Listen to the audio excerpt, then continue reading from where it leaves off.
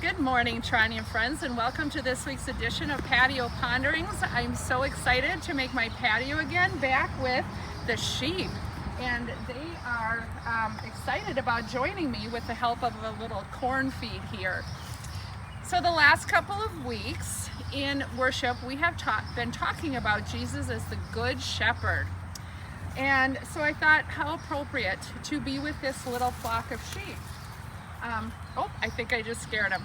Anyway, so there's a particular verse that I've been thinking about from this past week's reading, and it's this one. This is John 10, verse 16. It says, "I have other sheep that do not belong to this fold. I must bring them also, and they will listen to my voice, so there will be one flock and one shepherd."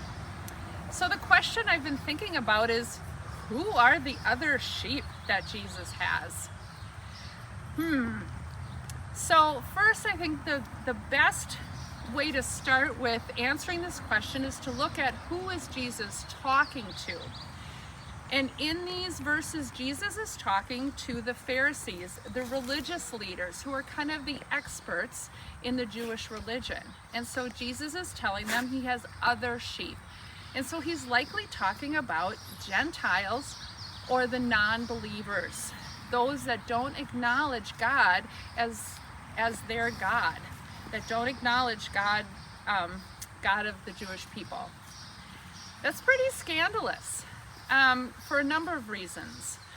One, because the promises of God have always been for God's chosen people, and now Jesus is saying that these other people, these people that don't even believe in him, are his as well. The non-believers, the Gentiles, have a lot of customs and practices that the Jewish people consider unclean and are kind of a turnoff for them, if you will. So that's one of the reasons it would be scandalous. But the Gentiles also include the Roman Empire, which are their oppressors. It would include the Samaritans, which they absolutely despise and with which they have great animosity with. It would include those who are idol worshipers and pagans. So this is a really, really radical, scandalous statement.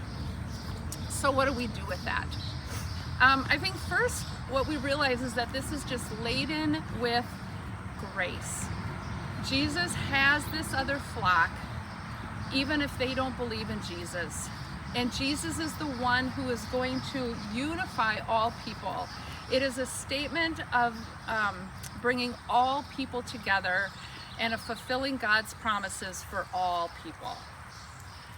So what does that mean for how we think today about people of other religions? I'm not going to answer that one today. I'd like us all to just kind of sit with that question a little bit and have you tell me, what do you think? How do you view this statement about Jesus having another flock that he's going to bring into the fold? As always, I most definitely want to hear what you have to say. Enjoy your day. I certainly enjoyed being out here with the sheep. And we'll see you on Sunday. Bye.